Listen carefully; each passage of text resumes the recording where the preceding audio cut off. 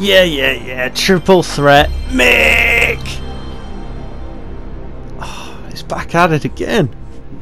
He's done it again!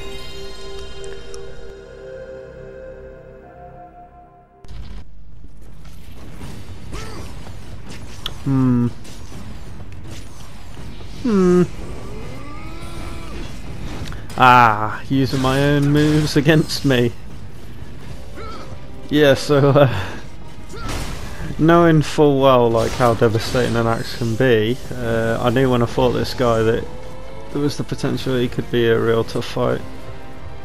And I think I got him in about 5 or 6 retries, but one of the attempts, he proper battered me like I batter most NPCs with an axe.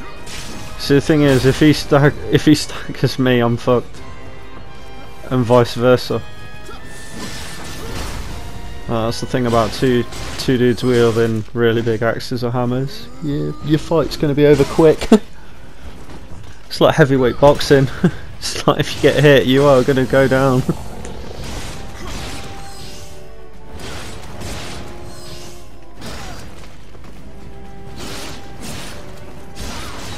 Easy. A lot of the human fights I didn't bother to include because they went down easier than that.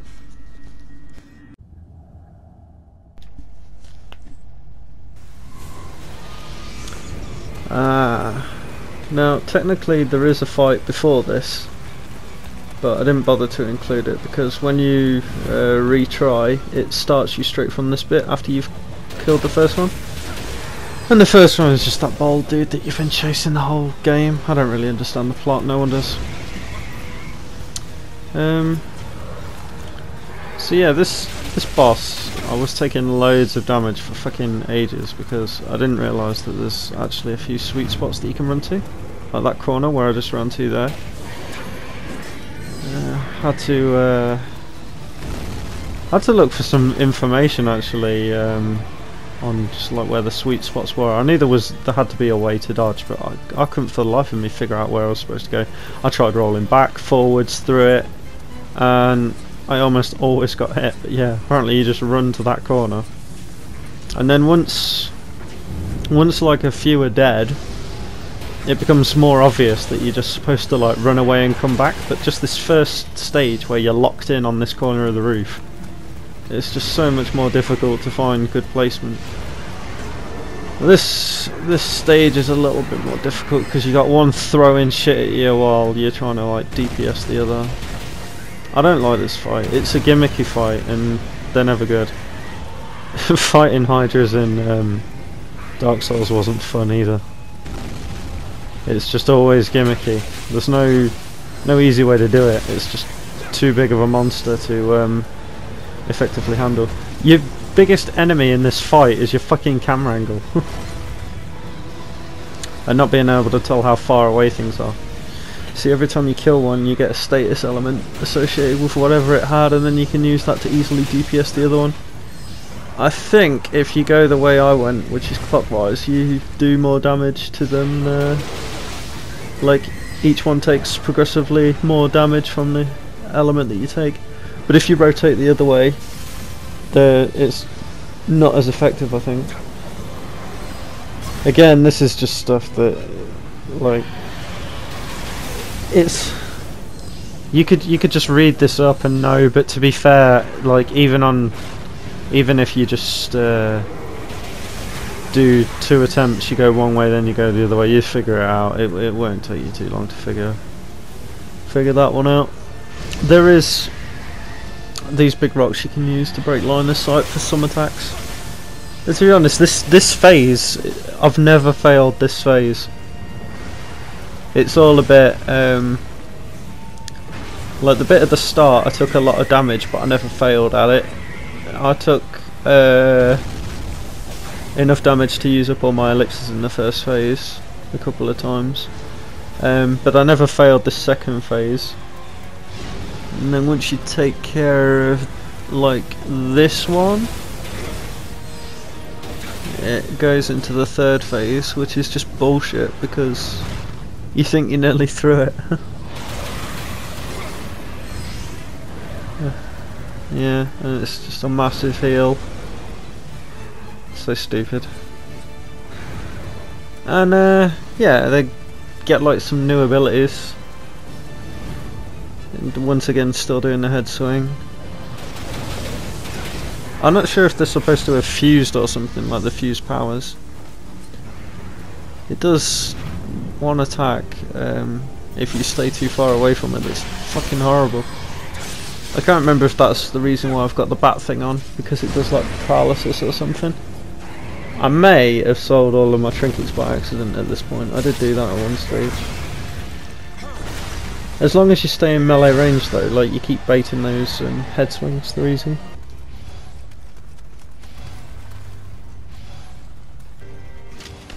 Okay, so tip time. If you are trying to outrange an enemy archer, if you just strafe left or right while aiming, wait till they take their shot and then just take yours.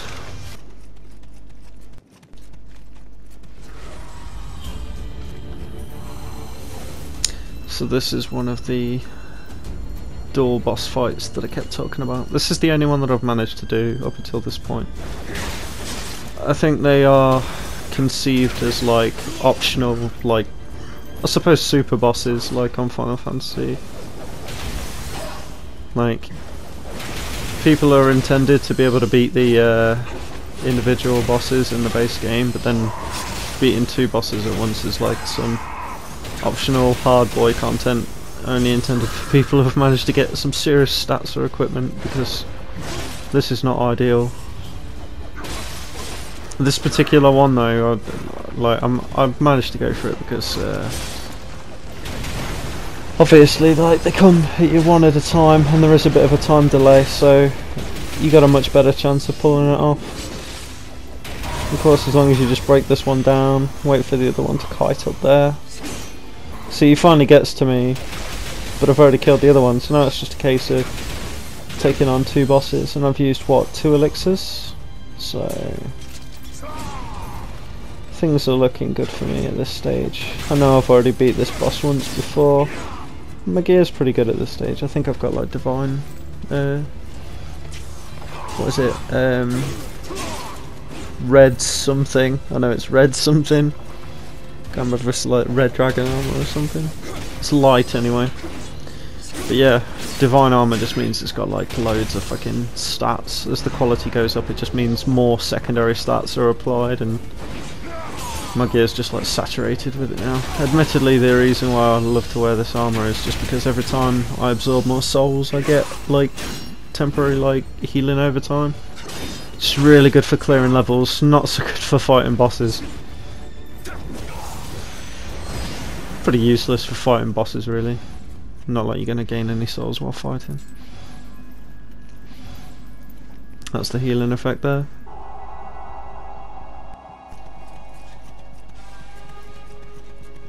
Okay, now there's a few of these side missions where lots of things spawn back to back, and I included this one. I actually deleted a few of the others after I watched this one, because this one happened a little bit earlier than some of the like ones that are included with the DLC mobs and that, and that's because even though the DLC mobs are really strong, like the way that their the spawns were composed were not nearly as hard as this one. So first off, we've got like the smaller spiders with this bigger spider. Now you remember in the first video like how much trouble I said these fucking things gave me. Well, at this stage I'm hundreds of hours into the game, like I've had my fair share. I'm way better at dealing with them. All of my equipment's like really lit. It's just I've got better coping mechanisms. But like these things, I know these things gave loads of people trouble. And that's why I'm just bombing them now, like not taking the chance. Those umbrellas like shoot lots of paralysis all over the place. But the worst thing about it is when you get quite close to them, they're really hard to like attack with any melee attack, because they just dart around. It's like they're reactive to like stay away from you almost. You got one of them slow witches again with the scarfs, just flinging them at you, which just makes everything difficult. And the worst thing about this is like all of these mobs so far are like in their own right can be awkward, but when they're like with other things, you can really have a tough time. And the problem with that is as well the fact that it gives you all of these relatively tough ones. There's a good chance that you'll use 1 or 2 elixirs just to keep yourself up in this stage, which is not what you want, because you're not at the hard stage. You know that the later waves are going to be tough, and there's always going to be at least 3 waves. It's never like 2 waves. And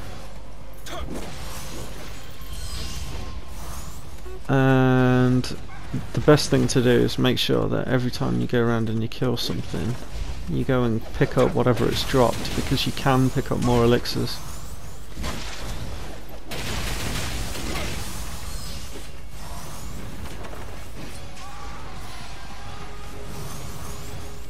So taking this opportunity to pick stuff up. Make sure I get everything before I kill this guy, because this guy is, you know, he's just a normal skeleton warrior. He's no big deal. Take some time. Pose myself, get ready for the next wave. Okay, 2 Tengu warriors. That's the real shit, the real deal. Now, I already mentioned before that these guys were tough, and I had a scenario where I nearly had to fight 2 at once. Well, this time I actually do have to fight 2 at once, so you know it's going to be awkward. Now these guys to fight, like up close and melee range, are bastards. Like, it's definitely the best way to kill them, because you can kill them fast that way, but they are good fighters. They've just got a good kit for up close. The wind stuff is a bit fucking annoying, because if that hits you, your melee attack power is greatly reduced.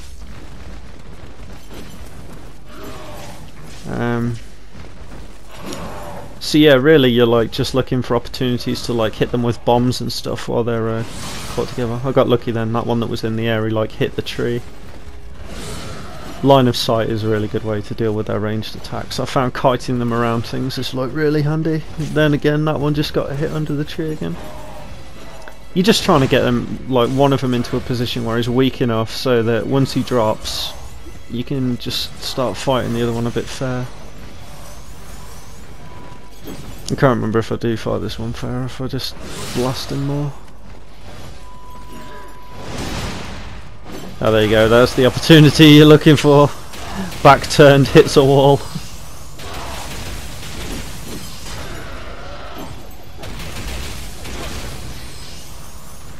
So they don't really get that staggered. Yeah, so quickly switch to low stance here for these little skull bastards.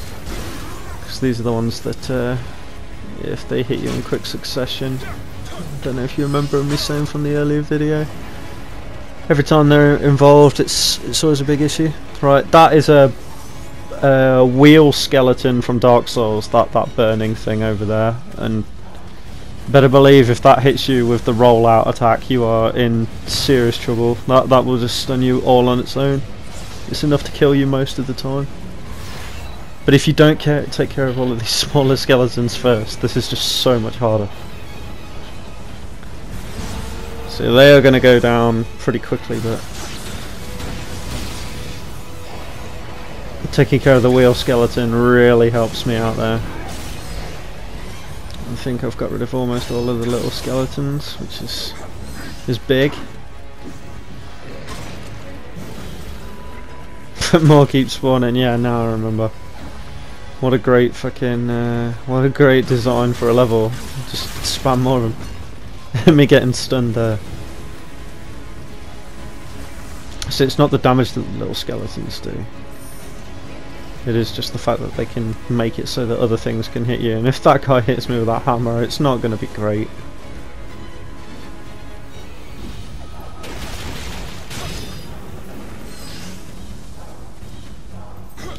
Still just looking to take them out of the equation. I couldn't figure out for the longest time if they were just going to keep spawning infinitely, like, because I kept taking care of them and more just kept coming.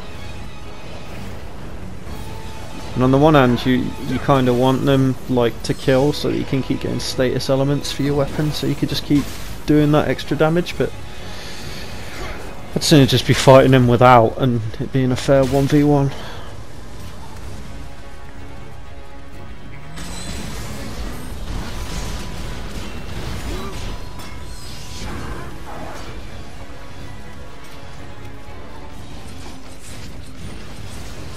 And got lucky that that one just walked in the path then, so I was throwing shit at him. You tend to find with these endurance wave side missions that it's better to make sure that you've got loads of things to throw, just so that if you do run low on elixirs and you know that you can probably kill a mob with one, you know, you maybe take it out of the equation, pick up some more health, and then you just manage to have a better stab at the next wave. See, the biggest problem is you don't know how much longer you have to survive. Like, I don't know if this is the final wave or what.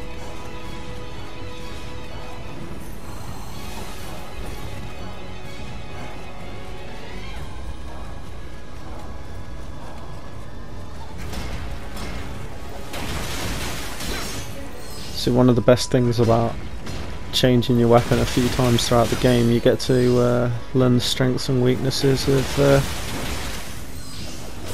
each enemy. And I know right after he's done that big like double slam with a hammer, he's quite well stamina drained.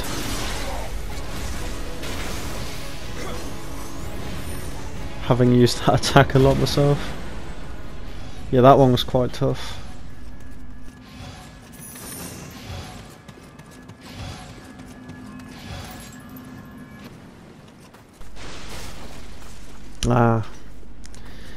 So we're now into DLC territory, and every new enemy so far that I've encountered has battered me, so I'm very cautious like approaching this because I don't know what's coming. I've not actually fought whatever this is yet, hence getting hit right away, and that is the fastest shutdown you have ever seen. And that's just a normal enemy. Fast forward, once we've got past like loads of those and these snake-headed fuckers, and they're all really tough, you finally get to the boss, and I was fighting this guy for hours. I had to go onto Reddit for help. I really couldn't find a way to fight him. The recommendation was wind. Wind seems to help do extra damage, but obviously it also decreases like the attack power. Came heavily recommended, like it seems to curb how much damage he can do, which I'll be honest, every single attack he does seems to fucking do huge damage if it hits.